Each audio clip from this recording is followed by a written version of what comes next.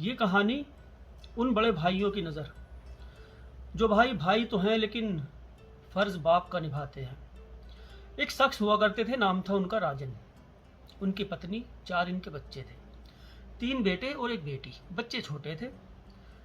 गरीबी से जूझता हुआ ये परिवार में सिर्फ काम के नाम पे ये राजन ही काम किया करते थे। जैसे तैसे अपने घर का गुजर बसर कर रहे थे। हालत इतनी ख़राब थी कि बच्चे भी स्कूल नहीं जाया करते थे। इनका एक बड़ा बेटा था बिरजू। उस वक्त उसकी 10 साल उम्र थी और जो भाई बहन थे उसके वे ज़्यादा छोटे थे। बिरजू जब 10 साल का था उस वक्त से उसने चाय की दुकान पे काम करना शुरू कर दिया था। बर्तन वर्तन धोया करता था, साफ़ सफाई कर दिया करता था। 50 रुपये महीना उस बच्चे को उस दौर में मिला करते थे। 50 रुपये महीना। कुछ सहारा लगता था, कुछ बाप कमाता था, कुछ बिरजू से सहारा लगता था। इसी तरह अपना चलता रहा। वक्त बीतता रहा। बिरजू हुआ 17 साल का। 17 साल की उम्र में बिरजू की, जैसे इनके घर परिवार था ऐसे ही घर परिवार की एक लड़की से बिरजू की शादी कर दी। शादी करने के बाद खर्चा और बढ़ा। अब इसने सोचा कि गांव में तो कुछ होने वाला है नहीं, कहीं और जाके काम करना पड़ेगा, तभी ये घर के हालात सुधर सकते हैं, नहीं तो ऐसे ही रहेंगे। भाई बहन भी स्कूल नहीं जाते। अब बिरजू ने ड्राइविंग सीखी। ड्राइविंग सीख के ये गया मुंबई। वहाँ टैक्सी चलाने लगा। टैक्सी चलाने में इसको अच्छी आमदनी होने लगी। घर पैसे भेजता था, अपना ठीक ठाक चलने लगा सब कुछ। अब इसी दौरान 6 महीने इसको हुए थे टैक्सी चलाते चलाते। इसके बाप की तबीयत खराब हो गई, वो बीमार रहने लगे। इसको पता लगा, गाँव गया।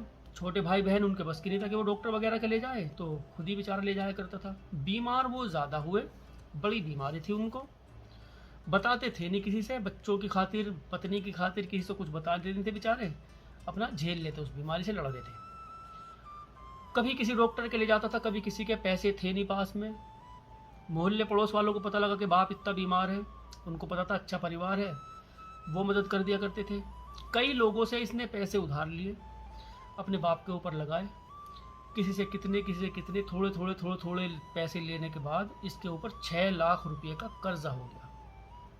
6 लाख का कर्जा होने के बावजूद बाप का हर जगह इलाज कराया, बाप फिर भी बच नहीं सका। बाप की मौत हो गई। बाप की मौत के बाद छोटे भाई बहन, उनकी जिम्मेदारी, पत्नी है उसकी जिम्मेदारी, अब माँ बची, माँ की जिम्मेदारी। माँ खुद टीबी की मरीज थी। परेशानी बढ़ी, सब जिम्मेदारियों को उठाना शुरू किया। पहले तो कुछ दिन गांव में ही रहा, गांव में काम करता रहा, परिवार चलता रहा इसी तरह। उसके बाद इसने फिर सोचा गांव में कुछ नहीं होने वाला, कहीं और ही कुछ करना पड़ेगा। ये फिर मुंबई गया। अब मुंबई फिर टैक्सी चलानी शुरू की इसने। टैक्सी चलाने के दौरान ये 15,000 रुपये महीना कमाया करता था। 15-16 हज़ार रुपये महीना। इनमें से थोड़े थोड़े पैसे तो जिनका कर्ज था उनको दिया करता था, बाकी पैसे अपना घर के खर्च में आ जाया करते थे। पत्नी इसकी नेक थी। कहते हैं अगर जिसकी बीवी नेक मिल जाए, समझ लो उसकी ज़िंदगी संवर गई। इसी तरह ना ही बेचारी कुछ वो गुजारिश किया करती, ना ही सिफारिश किया करती थी। जैसा वो रखते थे बेचारी ऐसी रहती थी। घर के हालात को वो समझती थी, सब चीज़ वो समझती थी।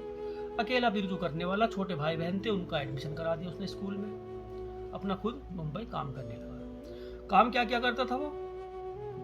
दिन में टैक्सी चलाया करता था और रात के वक्त एक रेस्टोरेंट में सफाई किया करता था। जो फर्श वगैरह पर खाना वाना जो भी कुछ गिरता था, उस रेस्टोरेंट की सफाई किया करता था। 3-4 दुकानें वो ले रखी थी इसने। उन दुकानों के सामने से सफाई किया करता था। जो बड़ी दुकानें थी, कूड़ा कचरा जिस दुकानों के आगे आ जाता था, उन दुकानों के सामने से उनकी सफाई किया करता था। वहाँ से पैसे मिलते थे। ज़्यादा पैसे कमाने के लिए उसने ये काम कर रखा था वहाँ। कभी माँ को नहीं बताया कहाँ सोता है, कभी भैया को नहीं बताया कहाँ सोता है, कभी पत्नी को नहीं बताया कहाँ सोता है। कभी रूम नहीं लिया वहाँ किराए पे, फुटपाथ पे सोया करता था। बिस्तर रखता था गाड़ी की डिग्गी में, और जहाँ भी इसको ठीक से जगह मिलती थी वहीं बिछा के सो जाया करता था। ये इसका वहाँ रहन सहन था। भाइयों का एडमिशन करा दिया। भाई ठीक ठाक पढ़ने लगे, बड़े होने लगे, वो भी जिम्मेदारी उनके ऊपर भी आने लगी। भैयाओं ने जिद की कि कॉलेज जाना है, कॉलेज में भी एडमिशन करा दिया और मेहनत ज़्यादा करने लगा। जैसे तैसे कर करके बच्चों को, उनको जो छोटे भाई बहन थे उनको अच्छा पढ़ा लिखा लिया। बहन सियानी हो गई, भैया भी सियाने हो गए। इस दौरान इतने दिन इसकी शादी को हो गए थे, इसकी पत्नी को कोई बच्चा नहीं हुआ, ये कभी बाप नहीं बन सका। सोच लिया था कि छोटे भाई बहन है, ये भी मेरी औलाद ही है, बस औलाद की तरह अपने छोटे भाई बहन को पाल पोस के इतना बड़ा किया, उनको पढ़ाया लिखाया। अच्छी दोनों भाइयों की जॉब लग गई। जॉब लगने के बाद दोनों भाई उनकी शादी कर दी, बहन की भी शादी कर दी। भाई अपनी अपनी पत्नियों को लेकर कहीं चले गए। घर में रह गए कौन? माँ, पत्नी और वो। एक दिन माँ का देहांत हो गया, घर में बची पत्नी और वो। घर सूना सूना, गांव में रहने लगा। गांव में रहते रहते दिल भी नहीं लगता था। बचा क्या था? सिर्फ वो घर और कुछ नहीं।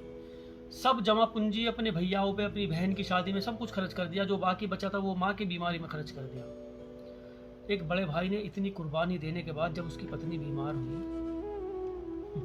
उसके पास कुछ नहीं था। अपनी पत्नी से कह के गया, तू अपना ख्याल रखिए, मैं छोटे के पास जा रहा। छोटे भैया के पास गया, दरवाजा खटखटाया, भैया ने गेट खोला। आ जाओ भैया, इतने दिन में आए तुम तो, आ जाओ आ जाओ। नाश्ता पानी कराया भैया को। छोटे भैया से कहा, यार तेरी भाभी बीमार है, कुछ पैसे वैसे मिल जाएंगे। छोटे भाई ने हर वो बहाना बनाया जो उसे नहीं भी आता था। भाई मुझे तो ये कर दिया था, मेरे पैसे वहाँ लग गए, मेरे इसमें लग गए, मेरे उसमें लग गए। कुल मिला के बहाने बना के उसको मना कर दिया, भाई मेरे पास तो अभी है नहीं, अभी तुम कर लो जैसे भी, मैं बाद में दे दूंगा। अपना सा मुंह लेके भाई के घर से आ गया। दूसरे भाई के घर गया, उसका दरवाजा खटखटाया, दरवाजा खोला, आ जाओ भैया आ जाओ। अंदर बिठाया, उससे पूछा कि भाई ठीक ठाक? हाँ। यार तेरी भाभी की तबीयत खराब है, कुछ पैसे वैसे मिल जाएंगे। उसने बहाना बना दिया। अपना समूह लेके बड़ा भाई सोचता हुआ चला गया कि जिन भाइयों के लिए मैंने अपना खून पसीना बहाया, न जाने क्या क्या काम किए, आज मुझे उनकी ज़रूरत पड़ी तो आज उन्होंने मेरे मुंह पे मेरे दरवाज़ा बंद कर दिया। घर गया, पत्नी को समझाया कि तू और मैं हैं और हमारा इस टाइम कोई नहीं है, तू मेरा सहारा बन, मैं तेरा सहारा बनूं। बेचारे की पत्नी की मौत हो गई। कर्जा उसके ऊपर भी हुआ। कर्ज होने के बाद मुंबई गया। मुंबई में फिर टैक्सी चलाई, फिर फुटपाथ पे सोया, जिसका कर्जा हुआ था उसका कर्जा दिया, और आज भी जिंदा है, अकेला मुंबई में रहता है। ये कहानी एक सीख है उन भाइयों के लिए जो भाई बाप का फर्ज भी निभाते हैं। फर्ज निभाने के साथ साथ अपने उन छोटे भाइयों को ये भी सिखाना कि मैं भी कुछ हूँ, मैं भी कुछ हूँ। कल मुझ पे मुसीबत आए तो तुम भी मेरे लिए खड़े हो जाना। वक्त हर टाइम एक जैसा नहीं होता। खैर,